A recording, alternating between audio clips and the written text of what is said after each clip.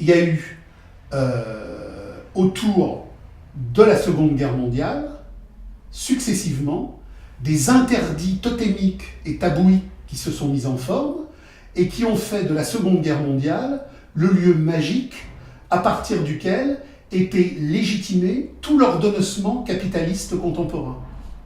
Et on aboutit à des lois mémorielles, on aboutit à toute une série de codifications qui interdisent le débat. Le débat est possible sur la totalité du champ humain de la préhistoire jusqu'à aujourd'hui, sauf que dans certains domaines, le débat est interdit. Marx a commencé en 1843 ses premiers textes, en particulier sur le problème de la censure et sur le problème du roi de Prusse.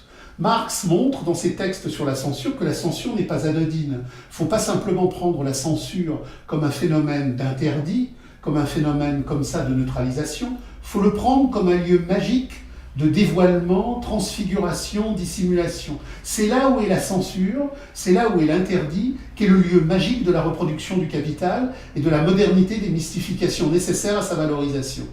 Donc, un interdit, une censure, un tabou et un totem n'est jamais neutre. Il indique le lieu majeur où la pensée est interdite de penser parce qu'elle doit nécessairement réciter la mythologie dominante.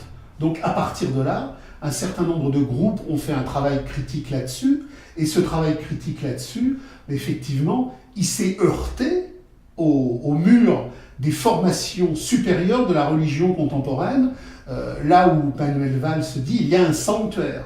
C'est d'ailleurs Manuel Valls qui utilise un terme religieux, reprenant sans le savoir, parce que sa culture est très étriquée, le texte de Marx de 1843. La censure est toujours religieuse même quand elle est irreligieuse. La censure est toujours religieuse même quand elle est laïque. Elle est religieuse, la censure, au sens où elle fait lien aliénatoire. Le religiosus, c'est le lien qui lie l'aliénation du développement aliénatoire de la marchandise et du capital.